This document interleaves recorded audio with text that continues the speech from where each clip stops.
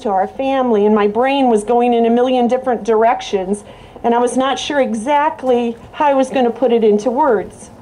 And then our 5-year-old grandson, Austin, had supper with me one night. Austin is a kindergartner at Kinsey Elementary here in Sioux Center, and I asked him what he was learning in school. And he jumped out of his chair and his eyes got just as big, and he said, "Grandma, look what I can do." And so I'm going to have him show you what he can do. Ready? Here we go. Okay. I pledge allegiance.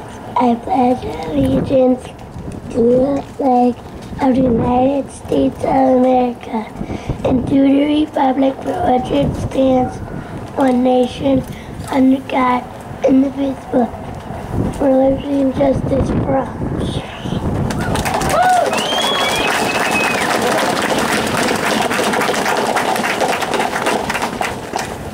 So, what does this memorial mean to our family? That our kindergartners have the right to learn the Pledge of Allegiance. That our children can experience what it's like to sing and play patriotic music and not have to worry about who sees or hears them. That our town has enough respect and patriotism for our veterans to put up a beautiful memorial in plain sight for anyone driving by on a state highway to see. This memorial represents sacrifices. Sacrifices that were made for our freedoms, and all we can say to the men and women that are sitting here today is that we owe you our lives. We need to all remember that we live in the land of the free because of these brave people. Does not seem like enough, but we do want to say thank you.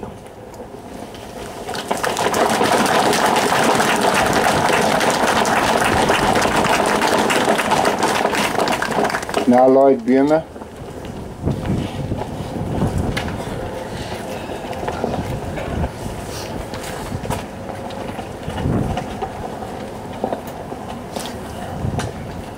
Greetings to fellow veterans, to family members, to members of this community. It's a great honor and privilege to speak here today. And I think about that as I come up here with a warm coat. And I look back and I remember when I went through college at that time, there were a lot of students that were wearing, as they called it, military paraphernalia. This particular coat is from a lady that we learned to and knew well. Her son was involved in the Bataan Death March. She gave it to me and she said, "Wear it and keep it." I think she would be proud that I could use it on a day like today, where the weather is cold. It's a very humbling privilege to speak here today. It's also a time to respect and reflect and remember those who gave their lives. As we all know, Vietnam was a tumultuous time in the history of this country. It was called a conflict, but more appropriately, it was a war. Not only was there trouble in Vietnam, there certainly was trouble and instability in the United States of America. In the midst of this chaos, there was always the old military command to carry on. Keep going. This was a command used when senior officers entered our area. It was also used when we are tired and weary from war events. Keep going. Today I stand here again and I again remind to carry on. That's a command for those that are living. I went to Vietnam in 1965 and returned from Vietnam in '66. Without a question, it had a major impact on my life in so many areas. Sometimes I reflect on those in solitude. I served as a medic northwest of Saigon in what was called the Iron Triangle area, a staging area for the North Vietnamese and a rendezvous for the Viet Cong. It had its share of moments that challenged you emotionally, physically, and psychologically. Yes, and we had to remember to carry on. You can make it up a hill, you can cross the rice paddy, you can go through the jungle, you can fill that sandbag, you can dig that bunker, but you have to keep going. War has been glamorized by Hollywood, television, and books. They tell us so often about the romanticism of violence, but those of us who have walked its path We know it includes agony, sorrow, bitterness. It draws on our deepest emotions, including fear, joy, hate, anger, grief, guilt. All of it's mixed in with confusing love and compassion. And this all rolls along at different times. It's an emotional roller coaster which can develop into caring very little about anything. Why serve? Why place your life in harm's way? As you all know, either by personal experience or history stories, Vietnam was a time when we were not of the same mind in this country. Why would we risk life or limb? And there are those that chose to flee. But those who did missed out on an understanding that is so basic and fundamental as honor, courage, dignity, self-respect, and understanding the basic word called guts. We were reaching for the higher value of freedom, for establishing and protecting freedom. Sadly, it was not always done in its pure form. It did mean we did our part for the weak and the meek, the selfish and the greedy, the ignorant and the unaware. Yes, they were present in Vietnam as well as in America. So we dedicate this memorial to respect those who gave their lives to do their part to protect freedom and also encourage others to seek freedom. It's good again to reflect briefly and revisit the freedom we enjoy. Why us?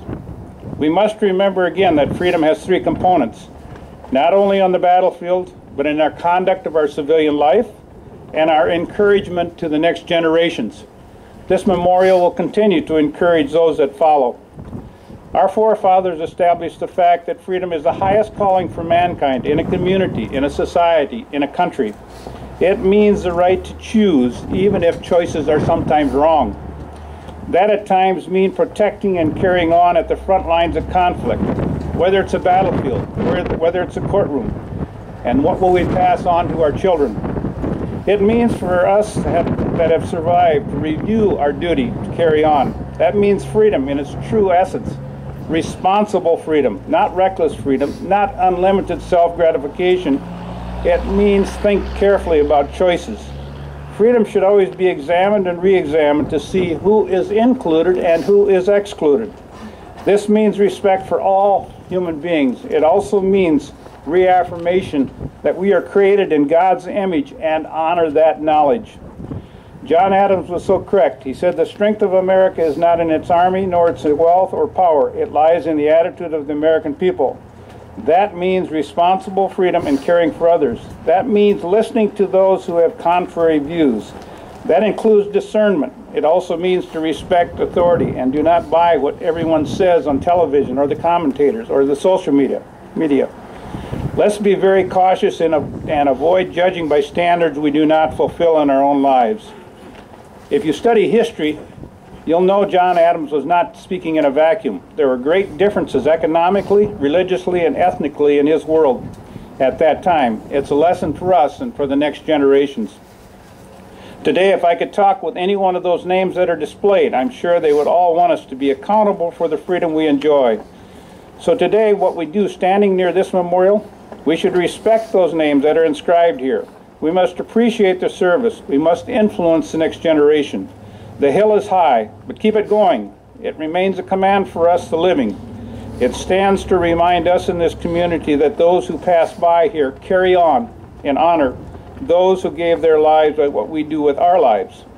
So in the future, when we walk past this memorial, remember your commitment to honor freedom, to examine Scripture for biblical wisdom, remembering the message for the last, the least, the enslaved people in so many parts of the world. Remember to walk as Jesus walked. And yes, there are those who would seek to destroy responsible freedom. Pray for them. Freedom is a very responsible task for each of us. Don't treat it lightly. So I say today, in living, carry on. May God bless you in the responsibility to respect and appreciate freedom. Thank you.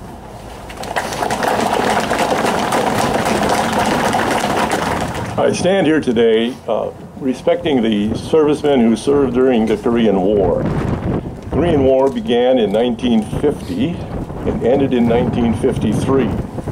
During that time, the United States sent over 5,700,000 troops to Korea. Of those, 300, or of those, 33,700 died.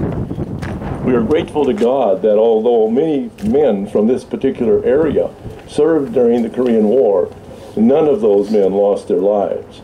We are very thankful for that. Someone asked, why the memorial? Why build a memorial? Well, memorials are built for various reasons, to honor individuals and to honor special events. There's the Lincoln Memorial, the Jefferson Memorial, Memorial of Martin Luther King. In Washington, D.C., there's the Iwo Jima Memorial, and now we have this memorial here. One of the earliest memorials that I've ever read about is in the Bible.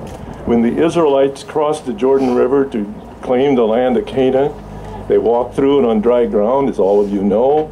Joshua, the commander of the Israeli army and people, sent 12 men to gather 12 large stones. Gather those stones and put them on the riverbank. Why did he do that? He did that as a memorial, so that years later, when a young man and his son walked by those stones, and the little boy said, "What mean these stones?" And he would say, "Come down and sit with me, and I'll tell you about it." Today we look at this beautiful, beautiful memorial. It's dedicated to the men and women from the community who served during time of peace and during time of war, from the First World War to the present. The first time I looked at the stone that has the members who served during the First World War, I was amazed at the number of men that were listed there. Actually, you know that there are about 1,440 men listed and women listed on these stones that you see before you. Those are the men that served this country from this community. They deserve the respect, honor, and remembrance from the people still alive. Their names are listed on those. Today I feel sometimes the veterans who returned from Afghanistan and Iraqi war and others are not respected as what earlier veterans were. Why? I really don't know the answer, but maybe it's because it's part of a volunteer army now. Maybe there's not huge drafts that are sent out, but we need to honor and respect the veterans no matter what war they fought in. It's very important. I hope our country never forgets to thank those who are willing to put everything to risk the freedom that we have. That's why we have this memorial. This memorial is built so that 20 years from now, maybe 50 years from now, when a father and his young boy walk by this memorial, and the young boy says, "Hey, Dad, what's the meaning of those stones?" And the father will say, "Come here, sit down, and I'll tell you about it."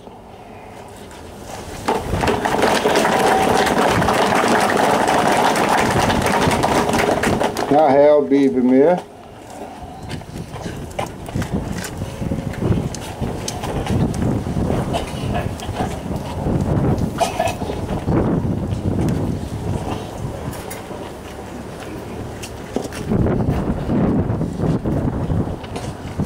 Thank you. I'm honored today to be representing the World War II veterans. When Howard Brandes approached me and asked me to speak, I said, "Howard, I'm not a speaker. I've never spoken in my life to a crowd of people." I said, "I'll tell you what I'll do. I'll sing the Star Spangled Banner." He said, "No," he said, "that's already taken care of." I said, "Okay, then I'll sing God Bless America." He said, "No," he said, that's on the program too." He said, "Why don't you just tell about your life in the Navy?" So that's exactly what I'm going to do. The date, December 7, 1941, is a very important date to me. As I came from church that morning, walking to the car, a friend of mine stopped me and said, "Did you hear the bad news?" I said, "No, I just heard the good news." He said, "No, I mean really bad news." He said, "The Japanese bombed Pearl Harbor." Well, At that time, I was 3 days from being 15 years old. And I thought, by the time I draft age, the war will be over. Well, November 10 of 1944, my mother and I motored to Sioux City, Iowa. I enlisted in the Navy 1 month before my 18th birthday. My family was a Navy family, so I didn't want to take the chance of being drafted and put in the Army or something like that, so I enlisted. On the 29th of November, I was inducted into the Navy in Des Moines, Iowa. From there, they sent me to Great Lakes, Illinois, in the boot camp training center. Upon completion of my boot camp training, they sent me to basic engineer school. Upon graduating from basic engineer school, I was sent to Camp Shoemaker, California. I was happy to be sent to Shoemaker, California because my sister was in the waves and she was stationed at Camp Shoemaker. I met with her that night when I arrived there, and we had dinner together. And she says, you probably didn't know it, but I'm the person who assigns people to ships. What kind of ship would you like to be on? I said, well, being that you asked, I'd like to be on an aircraft carrier. She said, no, I don't think we're going to put you on an aircraft carrier. I said, well, how about a submarine? She said, are you crazy? I said, no. I said, well, how about a battleship?